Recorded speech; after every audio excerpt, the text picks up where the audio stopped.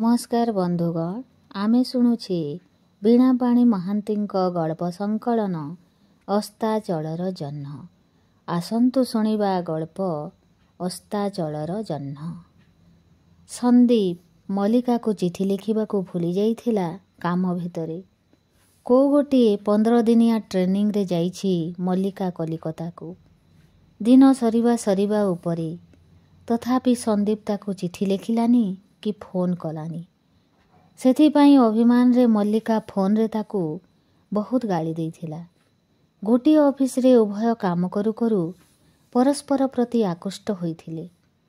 पढ़िला बेले मल्लिका 2 वर्ष संदीप रो जूनियर। क्वचित सभा समिति कि कौनसी प्रतियोगिता रे देखा हेले मल्लिका केमिति लाजै जाए। संदीप ताकू अनेई बोका पाल्टी जाए। तेणु उभय उपस्थित थिबा कौनसी प्रतियोगिता रे केही जीति पारंती नाही। अथच अलगा थिले जीति जाती जणे केही। संदीप एथर मने मने विरक्त हेला। स्त्री लोक माने दूर थिले विरहरे मरी जाती, पाखरे थिले मुह टेकी अनांती नाही। एमिति केते झियोंकु से देखिलाणी। एई ऑफिस रे केते झियो जेमिति उपरकू कुदी पड़िबे, आउ केतेक खूब दूर रे मुह पोती रहंती। संदीप एते सहजरे काहाकू धरिबनी कि धरा देबनी। हेले एई मल्लिकार चिठी ताकू व्यतिव्यस्त करि दउछि। हाँ, टिके टिके भल पाइबा संबंध थिला मनरे। परस्पर निकट हेले भल लागुथिला। सेतिकी मंजीरू एबे महाद्रुमटाए मुंड टेकिलाणी।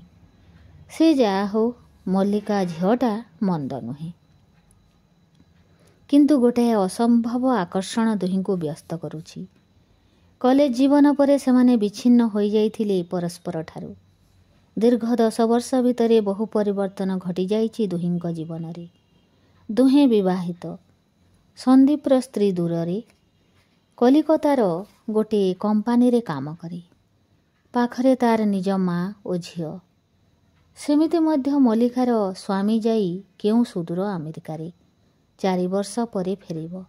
सेठी गोटे चाकरी ठीक करी मल्लिका को डाकिला जे असुस्थ शाशु शशुरंकु छाड़ी जीव नाही बोली कही देशरे रहीगला। ता स्वामी सेथिरे संतुष्ट होई मासको मास डॉलर पठाए। आगरू किणा जागा उपरे एबे मल्लिका कोठा तोलुछि। सबु काम ठीक ठाक चालुछि। ऑफिस रे मल्लिकार सुनाम रहिछि। केही केबे ताकू आक्षेप करी कहिबार शुणिनी संदीप। संदीप को केमिति अस्वस्थी लागे। संकोचरे से दूरेई जाए। लंच आवर रे बेले बेले कथा कहे जेमिति अन्यमानक सह कथा हुए। ए संबंधटा बढ़िबा उभयंक पक्षे क्षतिकार। ए कथा जाने संदीप, जाने मल्लिका। तथापि प्रत्यह एमिति घटे देखा हेले। संदीपर स्त्री कहूथिला जे इति अन्यमनस्क हेबा उचित नुहे। से जदि संदेह करे तेबे कथा सरिला। संदीप निजको नियंत्रण रे रखिबाकू आप्राण चेष्टा करी अधिकरू अधिक विफल हुए। मल्लिका प्रथम पर्याय रे उत्तीर्ण होई पारिलानी। तेणु ताकू अधिक 15 दिन रहिबाकू हेबो। सबुबेले असुस्थता ताकू लागी रहिला देह ओ मनरे। ऑफिस रे प्रथमे काम आरंभ कला बेले ताकू गोटे शून्यता घेरी जाइथिला। खाँ खाँ लागुथिला। राति रे निद तो नहेलारू से बसी काहाकू फोन करे तो काहाकू चिठी लेखे। संदीप को चिठी लेखे। फोन कले राति रे तार स्त्री मनरे गोटे प्रश्नवाची सृष्टि करि पारे। मल्लिका निज मन को तर्जमा करे। कौन किछि पाप इच्छा ता भितरे अछि कि? दिने हुए तो मन थिला संदीप को नहीं घर करिबाकू। ताहा एबे संभव नुहे। सेही कौंल मन आजी बेकमोड़ी सोई जाइछि। सेठी खाली बाली आउ बाली। मल्लिका भावे मनीष जहा चाहे सेपरी घटना काहीं घटुनी। काहींकि लोक माने परस्पर को ठीक भावरे बुझान्ते नाही। सबुबेले टंका टंका पछरे धाँ दौड़ लागी रहितवा पृथ्वी रे निज सुख कथा कहार मने नाही। सुख खोजिला बेलको मृत्यु बेल आसी जाइथाए। अमेरिकारु शेखर डॉलर पठाई घरटा तैयारी करदेला। ବିରାଟ କୋଠା ଭଡ଼ା ଲାଗିଗଲା। ସେ ପର୍ଯ୍ୟନ୍ତ ଶେଖର ଚିଠି ଦେଉଥିଲା। ମଲ୍ଲିକାର ଭଲମନ୍ଦ ବୁଝୁଥିଲା। ମଲ୍ଲିକା ପାଇଁ କେତେ ଗିଫ୍ଟ ପଠାଉଥିଲା। ତାପରେ ଆସ୍ତେ ଆସ୍ତେ କମିଗଲା। ଏବେ ସବୁ ନୀରବ। ମଲ୍ଲିକାର ଚିଠି ବା ଫୋନର ଉତ୍ତର ମିଳେନା। ମଝିରେ ଥରେ ଅବଶ୍ୟ ଶେଖରର ଘନିଷ୍ଠ ବନ୍ଧୁ ତାକୁ ଚିଠି ଲେଖି କହିଥିଲା ଯେ ସେ ବହୁଥର ଶେଖରଠାରୁ ଶୁଣିଲାଣି ଯେ ମଲ୍ଲିକା ଦେଶ ଛାଡ଼ି ଆମେରିକା ଯିବାକୁ ଚାହୁଁନି। ଏଇଟା ସେ ଭୁଲ କରୁଛି ବୋଲି ମଲ୍ଲିକାକୁ ବାରମ୍ବାର କହିଥିଲା। ସେସବୁ ଚିଠିର ଉତ୍ତର ଦେଇନି ମଲ୍ଲିକା। ଶାଶୁଙ୍କ ଆସନ୍ନ ମୃତ୍ୟୁକୁ ଅନୁଭବ କରି ଶେଖରକୁ ବାରମ୍ବାର ଫୋନ ଓ ଚିଠି ଲେଖି ଥକି ପଡ଼ିଥିଲା। ବିଚରା ଶ୍ୱଶୁର କ୍ଷମା ମାଗିଲା ପରି କହିଥିଲେ, ମା, ତୁ ଯାହା କଲୁ କେହି ସେମିତି କରିପାରିବନି। ତୁଚ୍ଛାକୁ ତୋ ମା ପୁଅ ପୁଅ ହେଉଛି। ତୁଇ ଆମର ପୁଅ। ଶାଶୁ ଚାଲିଗଲେ। ଶ୍ୱଶୁରଙ୍କ ନିର୍ଦ୍ଦେଶରେ ମଲ୍ଲିକା ଶାଶୁଙ୍କୁ ମୁଖାଗ୍ନି ଦେଇ ସମସ୍ତ କ୍ରିୟାକର୍ମ କରିଥିଲା। ସେହି ପୁରୁଣା ରଙ୍ଗ ଛଡ଼ା ଘରେ ମଲ୍ଲିକା ନିଜ ଟଙ୍କା ଖର୍ଚ୍ଚ କରି ରଙ୍ଗ ଦେଇଥିଲା। ନୂଆ ଘରର ଭଡ଼ା ଟଙ୍କା ସେମିତି ଶେଖରର ବ୍ୟାଙ୍କ ଆକାଉଣ୍ଟରେ ଥିଲା। 2 ମାସ ଗଲା ପରେ ଶ୍ୱଶୁର ବି ଚାଲିଗଲେ ହୃଦଘାତରେ। ତଥାପି ମଲ୍ଲିକା ଶେଖରକୁ ଫୋନ୍ କରିଥିଲା। ଅନୁନୟ କରିବ କାହାକୁ? ଲ୍ୟାଣ୍ଡଲେଡି ଉତ୍ତର ଦେଇଥିଲେ, ଶେଖର ତାର ସ୍ତ୍ରୀ ଏମିଲିକୁ ନେଇ ୱାର୍ଲ୍ଡ ଟୁର୍ରେ ଯାଇଛି। ତାର ସାନ ପୁଅଟି କେବଳ ତାଙ୍କ ପାଖରେ ଅଛି। ମଲ୍ଲିକା ହାତରୁ ଫୋନ୍ ଖସି ପଡ଼ିଥିଲା। ଆଉ ତ ବାକି କିଛି ନାହିଁ। ଶ୍ୱଶୁରଙ୍କ ଶୁଦ୍ଧ କର୍ମ ସାରି କମ୍ପାନୀ କାମରେ ଗୋଟାଏ ଅଫିସରେ ଅବସ୍ଥାପିତ ହେଲା ମଲ୍ଲିକା ବିନା ଇଣ୍ଟରଭ୍ୟୁରେ। ସେଇଠି ହିଁ ଥିଲା ସନ୍ଦୀପ ବଡ଼ ଅଫିସର ହୋଇ। ମଲ୍ଲିକା ହଠାତ୍ ତାକୁ ଦେଖି ନ ଦେଖିଲା ପରି ରହିଗଲା। ପଚାରିଲା, ସନ୍ଦୀପ, ତମେ ଏଠିକି ଆସିବ ବୋଲି ମୁଁ ଶୁଣିଥିଲି। ମୋର ବିଶ୍ୱାସ ନଥିଲା। ଶେଖର ଆମେରିକାରେ ଗୋଟିଏ ନାମଜାଦା ଶିଳ୍ପପତି। ତା ସ୍ତ୍ରୀ ସାମାନ୍ୟ 40,000 ଟଙ୍କାରେ କାମ କରିବାକୁ ଆସିବ। ଆଚ୍ଛା, ତମେ ଆମେରିକା ଗଲ ନାହିଁ କାହିଁକି? ମଲ୍ଲିକା ହସୁଥିଲା, ଯେମିତି ସେ କଥାଟା ଜାଣିଲେ ବି କହିବ ନାହିଁ। ସବୁଦିନେ ଏଇପରି ହସି ଦେଇ ସେ ପ୍ରଶ୍ନ ଏଡ଼ାଇ ଯାଏ। କେତେ ଲୋକଙ୍କର କେତେ କଥା। ତା ପରଠାରୁ କେବେ ସନ୍ଦୀପ ତାକୁ କିଛି ପଚାରେ ନା। ତାର ଅମାୟିକ ସାଦାସିଧା ଚେହେରାର ଏକ ତୀବ୍ର ଆକର୍ଷିକା ଶକ୍ତି ଅଛି, ସେ ଏବେ ବି ଅନୁଭବ କରେ। ସେଥିରୁ ଓହରିଯିବା ଅତ୍ୟନ୍ତ ଜରୁରୀ ସନ୍ଦୀପ ଜାଣିଥିଲା। ଘରେ ତାର ଯେ ପରିପୂର୍ଣ୍ଣ ଏକ ଅଭିନବ ସଂସାର ରହିଛି। ଚାକିରିରେ ଏକ ଉଜ୍ଜ୍ୱଳ ଭବିଷ୍ୟତ ରହିଛି। ଏସବୁକୁ ଏତେ ଶୀଘ୍ର ଏଡ଼େଇ ପାରିବନି ସେ। ନା, କେବେ ବି ନୁହେଁ। କିନ୍ତୁ ସେ କିନ୍ତୁଟା ହିଁ ଚିରକାଳ ମହାକାଳ ପରି ବେଳା ଅବେଳାରେ ଡେଇଁ ପଡ଼େ ସାମ୍ନାକୁ। ଲାଭ କ୍ଷତିର ହିସାବ ଖାତା ଫୋପାଡ଼ି ଦେଇ ବିଞ୍ଚି ଦିଏ ସୁଗନ୍ଧ। ପାଦ ତଳେ ଅଜାଡ଼ି ଦିଏ ଲକ୍ଷ୍ୟ ପାରିଜାତ। ବାସ୍ନାରେ ବାସ୍ନାରେ ସନ୍ଦୀପ ଆତ୍ମହରା ହୁଏ। ଖୋଜି ବୁଲେ କସ୍ତୁରୀ ମୃଗ ପରି ଘନ ଅରଣ୍ୟ। ଓଃ, କି କଷ୍ଟ! ମୁକ୍ତି ନାହିଁ ଯେମିତି। ପରେ ଫେର କ'ଣ ଭାବି କେଜାଣି ସଙ୍କୋଚରେ ଜଡ଼ସଡ଼ ହୋଇ ପଡ଼ିଥିଲା ମଲ୍ଲିକା। କେମିତି ଏ ବୟସରେ ସନ୍ଦୀପକୁ ସେ ଏତେ ଝୁରି ହେଲା ଯେ ଅସମ୍ଭାଳ ହୋଇ ଚିଠି ଲେଖି ପକାଇଲା ଆସିବାକୁ। କୋଉ ପିଲାଦିନର ଗୋଟିଏ ସ୍ମୃତି, ତାକୁ ହିଁ ଆଧାର କରି ସେ ଚିଠି ଲେଖି ଦେବାଟା ନିହାତି ନିର୍ଲଜ କାରବାର ବୋଲି କହିବାକୁ ହେବ। ଅବଶ୍ୟ ସନ୍ଦୀପର ଟୁର୍ରେ ଆସି ଟ୍ରେନିଂ ସେଣ୍ଟର ପରିଦର୍ଶନ ଦାୟିତ୍ୱ ରହିଛି। ମାତ୍ର ଟ୍ରେନିଂ ପିରିୟଡ଼କୁ ସଂସ୍ଥା ଏବଂ ବଢ଼େଇ ଚାଲିଛି। ଚତୁର୍ଦିଗରେ ଗାଁ, ସେପଟକୁ ବୁଦା ବୁଦା ଜଙ୍ଗଲ। ଖୁବ୍ ଦୂରରୁ ଦେଖାଯାଏ ବସ୍ ଆଉ ଶୁଣାଯାଏ ନିସ୍ତବ୍ଧ ରାତିରେ ଟ୍ରେନ୍ର କ୍ଷୀଣ ହୁଇସିଲ୍ ଶବ୍ଦ। କ୍ଲାସ୍ ଚାଲେ। କେତେ ରିସୋର୍ସ ପର୍ସନ ଆସନ୍ତି ଯାଆନ୍ତି। ସବୁ ଦେଖି ଶୁଣି ରହେ ମଲ୍ଲିକା। ନିର୍ଜନତାକୁ ସହି ନ ପାରି ସେ ଚିଠି ଲେଖିଥିଲା ସନ୍ଦୀପକୁ। ସନ୍ଦୀପ ତାହାର କିଏ? ଭାଇ ନା ବନ୍ଧୁ? କୋଉ ଛାତ୍ର ଜୀବନରେ ଅଳ୍ପ ସମୟ ପାଇଁ ସାକ୍ଷାତ। ଜୀବନର ଶାଶୁଘର ବାପଘର ସ୍ୱାମୀ ସଂସାର ସବୁ ପବନରେ ଉଡ଼ିଗଲାଣି। କାହାର ସ୍ମୃତି ଅଛି ତ ଗନ୍ଧ ନାହିଁ। ଅଜଣା ଫୁଲର ବାସ୍ନା ପରି ବେଳେବେଳେ ଶେଖର ଲୁଚକାଳି ଖେଳ। ଗୁଟୁ ଗୁଟୁ ଅନ୍ଧାର ମଧ୍ୟରେ କେଉଁଠି ଗୋଟାଏ କ୍ଷୀଣ ଆଲୋକ ଶିଖା ଦିଶେ। ମଲ୍ଲିକା ତାର ଚାରିପଟେ ପତଙ୍ଗ ପରି ଘୁରେ। ଛୁଇଁଲେ ଶିଖାକୁ ଜଳିଯିବ ବୋଲି ଜାଣେ। ଶିଖାଟା ବି ଲିଭିଯିବ। ନା, ଏପରି ହେବାକୁ ସେ ଦେବନି। ଦର୍ପଣରେ ନିଜ ଚେହେରା ଦେଖିଲେ ସେ ଚମକି ପଡ଼େ। କେଶଗୁଡ଼ିକ ଗୋटे ଗୋଟେ ପାଚିଗଲାଣି। ଗାଲର ତ୍ୱକ୍ ସବୁ ଝାଉଁଳି ପଡ଼ିଲାଣି। ଖାଇବା ପାଣିରେ ଠିକ୍ ଠିକଣା ନାହିଁ। ରଶ୍ମି ତାର ଚାହାଳି ବେଳର ସାଙ୍ଗ। ହେଭି ମେକଅପ୍ରେ ସେ ଥାଏ। ଦିଶୁଛି ଯେମିତି 16-17 ବର୍ଷର ଝିଅଟି। ଅଥଚ ମଲ୍ଲିକା 35 ବର୍ଷରେ 50 ବର୍ଷର ବୁଢ଼ୀ ଲାଗୁଛି। ରଶ୍ମି ବୁଝାଇ କହେ, ମଲ୍ଲି, ତୋର ସ୍ୱାସ୍ଥ୍ୟ ନଷ୍ଟ ହୋଇଗଲାଣି। ତୁ ଟିକେ ନିଜକୁ ସଜାଡ଼ି ଦେ। ଶେଖର ଚାଲିଗଲା ତୋ ପାଖରୁ ବୋଲି ସାରା ପୃଥିବୀଟା ଚାଲିଯାଇନି।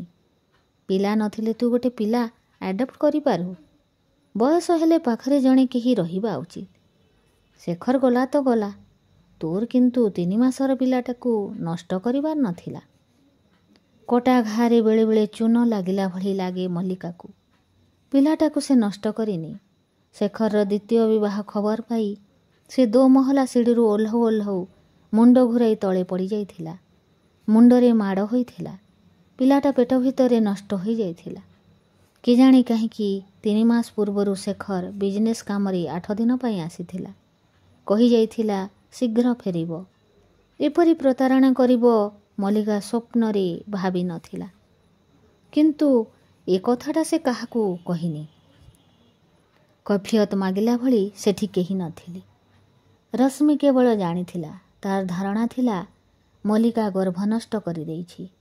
ଦୁର୍ଘଟଣା ସମ୍ବନ୍ଧରେ ତାକୁ ମଲ୍ଲିକା କହିନଥିଲା। ସାରା ଜୀବନଟା ଯାହାର ଦୁର୍ଘଟଣାରେ ପରିପୂର୍ଣ୍ଣ, ସେ କ'ଣ କହିବ? ସତକୁ ସତ 2 ଦିନ ପରେ ସନ୍ଦୀପ ଆସିଥିଲା ଟ୍ରେନିଂ ସେଣ୍ଟରକୁ। ସେ ଆଗରୁ ଖବର ନ ଦେଇ ଗୋଟେ ସରପ୍ରାଇଜ୍ ଦେବା ପାଇଁ ହଠାତ୍ ଆସିଗଲା। ଟ୍ରେନିଂ ସେଣ୍ଟରରେ ବାରଣ୍ଡାରେ ଛିଡ଼ା ହୋଇ ନଖକୁ ଚାହୁଁଥିଲା ଏବଂ ରଶ୍ମି ଖାଇବା ପାଇଁ କ୍ୟାଣ୍ଟିନ୍କୁ ଚାଲିଯାଇଥିଲା। ହଠାତ୍ ଜୋତା ମଚମଚ ଶବ୍ଦରେ ମଲ୍ଲିକା ଚାହିଁ ଦେଖିଲା ଡାଇରେକ୍ଟର ଶ୍ରୀଯୁକ୍ତ ମିଶ୍ର ଓ ଅନ୍ୟ କିଛି ଅଫିସ୍ ଷ୍ଟାଫ୍ଙ୍କୁ ସାଙ୍ଗରେ ନେଇ ଆସୁଛି ସନ୍ଦୀପ। ସନ୍ଦୀପ ସନ୍ଦୀପ, ଯାହା ତାର ସ୍ୱପ୍ନରେ ବି ନଥିଲା ସେ ଆସି ସାମ୍ନାରେ ଛିଡ଼ା ହୋଇ ଡାକୁଛି, ମଲ୍ଲିକା, ତମେ ଏଠି କ'ଣ ଲଞ୍ଚ ଆୱାର ଏନ୍ଜୟ କରୁଛ ନା କିଛି ଚିନ୍ତା କରୁଛ? ଆଉ ତ ଅଳ୍ପ ଦିନ ରହିଲା। ହାତ ଯୋଡ଼ି ନମସ୍କାର କଲା ମଲ୍ଲିକା।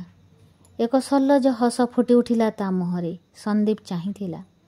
ତା ନାଲି ନାଲି ସାମ୍ପୁ କରା ମୁଣ୍ଡବାଳ ଇତସ୍ତତ ଉଡ଼ୁଥିଲା କାନମୂଳର ପାଚିଲା ବାଳ ଉପରେ। ସେ ଆଶ୍ଚର୍ଯ୍ୟଜନକ ପିଲାଦିନର ଚାହାଣୀ। ମଲ୍ଲିକା ଅନୁଭବ କଲା ସେ ଦୃଷ୍ଟିରେ ସାରା ଶରୀରର ଏକ ଉଷ୍ମ ଶିହରଣ।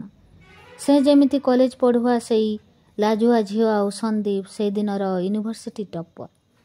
ସାମ୍ନାସାମ୍ନି ହୋଇ ପଡ଼ିଛନ୍ତି ଅନେକ ଦିନ ପରେ। ମଲ୍ଲିକାକୁ ଲାଗିଲା ସମୟ ଯେମିତି ସେଇଠି, ସେଇ ବିନ୍ଦୁରେ ଅଟକି ରହିଛି କାହିଁ କେଉଁ ଯୁଗରୁ। ଇତିହାସ ପୃଷ୍ଠା ଓଲଟାଇନି। ମୟୂର ପୁଚ୍ଛରେ ଗୋଲାପ କଢ଼ିରେ ପୃଷ୍ଠା ବନ୍ଦ ରହନ୍ତି ଯାହା। ସାର୍ ଚାଲନ୍ତୁ, ଆପଣଙ୍କୁ କିଛି ଟିକେ ଖାଇବାକୁ ହେବ। ସମସ୍ତେ ଅପେକ୍ଷା କରିଛନ୍ତି। ମଲ୍ଲିକା, ତମେ ଖାଇଲଣି? ଡାଇରେକ୍ଟର ଆବେଗରେ ପ୍ରଶ୍ନ କରିଥିଲେ। ମଲ୍ଲିକା ଯଥାସମ୍ଭବ ସ୍ୱାଭାବିକ ଗଳାରେ କହିଲା, ନାହିଁ ସାର୍, ଚାଲନ୍ତୁ। ତମେ ଆଗରେ ଚାଲ ମଲ୍ଲିକା, ମୋତେ ପୁଣି ଫେରିଯିବାକୁ ହେବ ସଙ୍ଗେ ସଙ୍ଗେ। ଆସିବା ଏଠିକି ଟୁର୍ରେ ଗୋଟାଏ ରୁଟିନ୍ ପ୍ରଥା। ପୁଅର ଦେହଟା। କ୍ୟାଣ୍ଟିନ୍ ଭିତରେ ପ୍ରବେଶ କରୁ କରୁ ସନ୍ଦୀପ ପଛେଇ ଯାଇ ମଲ୍ଲିକାକୁ ପଚାରିଥିଲା, ଭଲ ଅଛ ମଲ୍ଲି? ମୁଁ କ'ଣ ଶୁଣିଥିଲି ଶେଖର। ସାର୍ ପାଣି ନିଅନ୍ତୁ। ଏଇ ବାରଣ୍ଡାରେ ହାତଟା ଧୋଇ ନିଅନ୍ତୁ। ଏଠି ବେସିନ୍ ନାହିଁ। ସହକାରୀ ଜଣେ ମଗ୍ରେ ପାଣି, ହାତରେ ନୂଆ ଟାୱେଲ୍ଟେ ଧରି ଛିଡ଼ା ହୋଇଥିଲେ। ମଲ୍ଲିକା ଧୀରେ କହିଲା, ହାତ ଧୋଇ ଖାଇନିଅ। ଯାହା ଯେତିକି ପାରିବ। ଶୀଘ୍ର ଫେରିଯାଅ। ପୁଅ ଦେହ ଖରାପ ଅଛି। ବର୍ଷା ହୋଇପାରେ। ଏଣେ ପୁଣି ଡଙ୍ଗା ପାରି ଅଛି। ଜଙ୍ଗଲିଆ ଅଣଓସାରିଆ ରାସ୍ତାରେ ଯିବାକୁ ହେବ ଯେ। କିଏ କହୁଥିଲା ଆସିବାକୁ? ସନ୍ଦୀପ କୁଳି 10 ଥର କଲା କେବଳ ହସ ରୋକିବା ପାଇଁ। କିଏ କହିଥିଲା? ହାୟ ହାୟ, ନାରୀର ମାୟା ବୁଝିବା କି ଯେ କଷ୍ଟକର ବେପାର। ଏଠିକି ସେ ଆସିଥାନ୍ତା କାହିଁକି? ଇନ୍ସପେକ୍ସନ୍ ତ ତାର ସହକାରୀମାନେ କରିଦେଇ ପାରିଥାନ୍ତେ। ମରିଗଲା ପରି କାହିଁକି ତେବେ ସନ୍ଦୀପକୁ ଚିଠି ଲେଖି ଅସ୍ଥିର କରିଥିଲା କାହିଁକି? ମୁର୍କି ମୁର୍କି ହସୁଥିଲା ମଲ୍ଲିକା। ଡାଇରେକ୍ଟର ପଚାରିଲେ, ସାର୍, ଆପଣଙ୍କର କ'ଣ ମଲ୍ଲିକା ଦେବୀ ଚିହ୍ନା? ଭୀଷଣ ବ୍ରିଲିଆଣ୍ଟ ସେ। ट्रेनिंग दरकार नहीं। संदीप चटकरी उत्तर देला, कोर्सटा पूरा करवाक हेब, नचेत प्रमोशन केमिति हेब। निर्लजांक भली उत्तर देला मल्लिका, मोर प्रमोशन दरकार नहीं, मु मो घर पाखरे रहिबाकु चाहे। गंभीर कंठरे उत्तर देला संदीप। समय गड़ीगला, शेष हुए नहीं समयर फर्द, किंतु मल्लिका ट्रेनिंग सारी तार पुराणा ऑफिस रे जोग देला। प्रमोशन न नहीं से कई सहर रे 2टा ब्रांच रे केवल चाकरी जीवन कटई देला। सासु ससुर को से प्रतिदिन किछि ना किछि रांधी सेमानक फोटो पाखरे रखे, अस्थि पाखरे रखे, संजरे सलिता जाले आत्मार सद्गति पाई प्रार्थना करे। शेखर नीरवता कठोरपण ताकू किछि स्पर्श करे नाही। संदीप बड़ ऑफिसर होई दिल्ली मुंबई चेन्नई घूरी घूरी गुड़ाए टंका उपार्जन करी स्त्री और पुओ सहित आराम रे थिबो। तार भरा भरा संसार रे से काहींकि विघ्न सृष्टि करिबो। जीवन रे तार गोटे मात्र अभिलाष रहिछि, सासु ससुरंक अस्थि पकाई श्राद्ध देव गयारे। एकाकीपण एते बढ़ी जाइछि जे किए जाने केतेबेले से चलीजिबो माटीकू। शेषकू स्थिर कला मल्लिका। एका एका से चलीजिबो अस्थि नहीं, संगरे सेमिति विश्वस्त लोक केही नहीं जे काम छाड़ी जाई पारिबो। एबे तो टिके टिके कथारे अवश लागुछि, किए जाने कौन हेबो।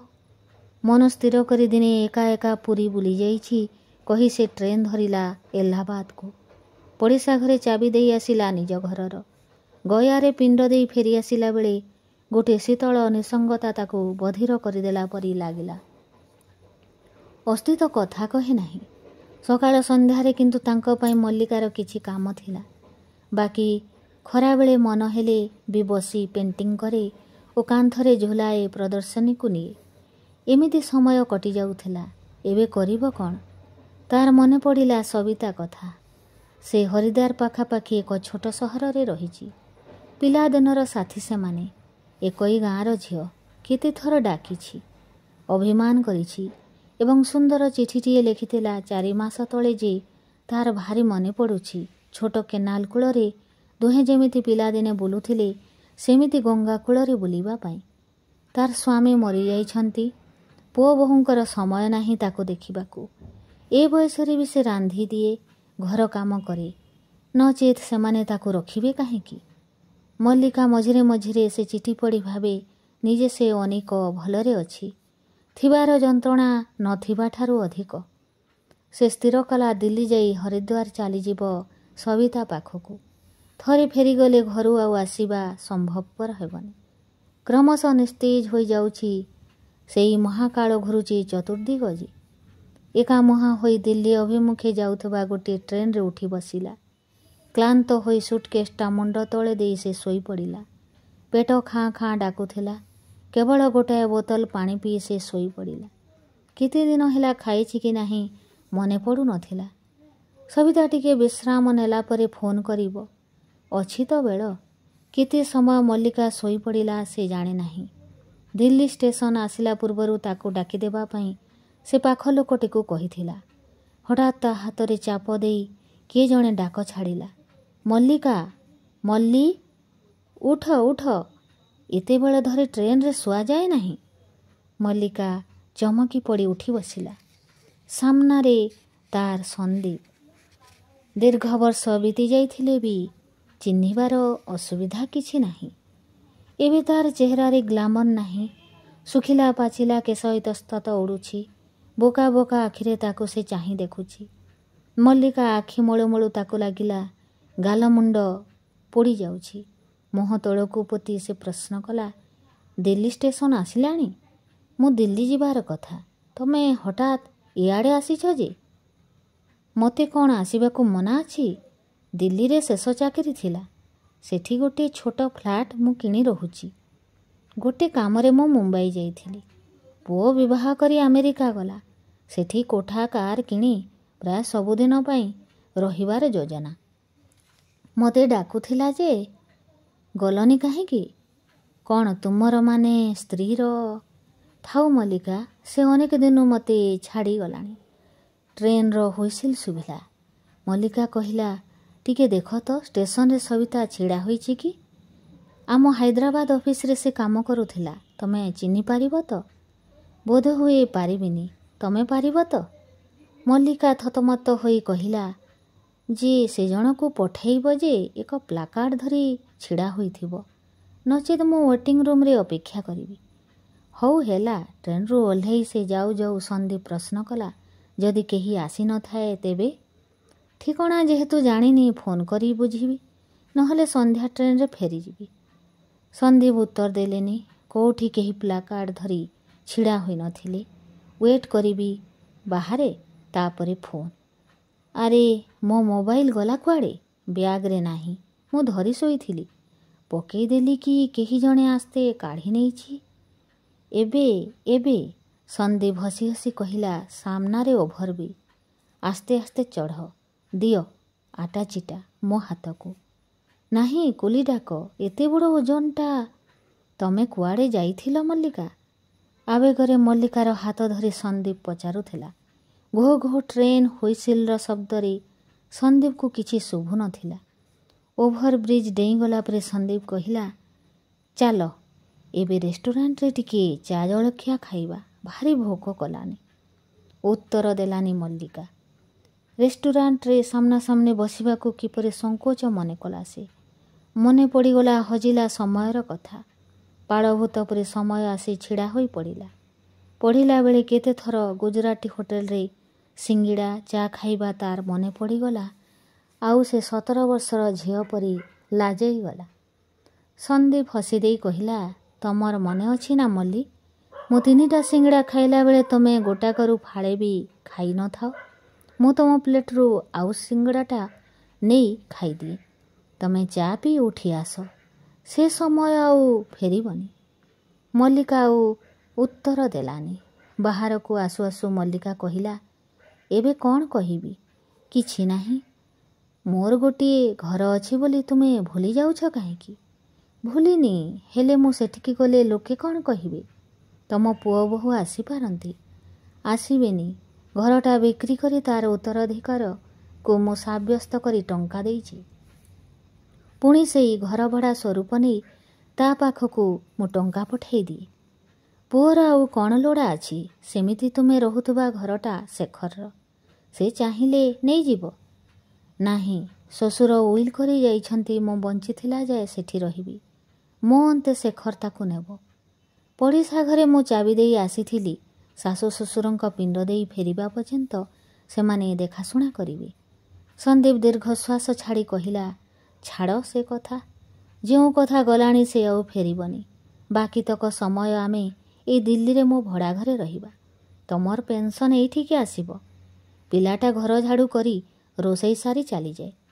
ମଲ୍ଲିକା ଭୟ ପାଇଲା ପରି କହିଲା, ଲୋକମାନଙ୍କୁ ଡର ଲାଗେ ମୋତେ। ଯେଉଁ ସମାଜ ଆମ ଚାରିପଟରେ ରହିଛି ତାର ବନ୍ଧ ଡେଇଁବାକୁ କହୁଛ ତମେ? ଫ୍ଲାଟ୍ ଘରର ଚାବି ଖୋଜୁ ଖୋଜୁ ସନ୍ଦୀପ କହିଲା, ସମାଜ ଅରଣ୍ୟରେ ବାଘ ଭାଲୁ ଅଛନ୍ତି, ସାପ ବେଙ୍ଗ ଅଛନ୍ତି। ଅଛନ୍ତି ତ ପୁଣି ମୟୂର, କୋଇଲି, ହଳଦୀ ବସନ୍ତ ଆଉ କଜଳପାତି। ଅଛନ୍ତି ପୁଣି ସବୁଜ ରଙ୍ଗର ଅସୁମାରୀ ବୃକ୍ଷଲତା, ଯାର ଛାଇ ତଳେ ସାୟାହ୍ନର ଅସ୍ତାଚଳକୁ ଚାହିଁ ସୂର୍ଯ୍ୟ ଅସ୍ତ ଓ ଚନ୍ଦ୍ର ଉଦୟ ଆମେ ଦେଖିପାରିବା। ବାଘ ସିଂହ ବି ମଣିଷକୁ ବୁଝନ୍ତି, ହେଲେ ମଣିଷ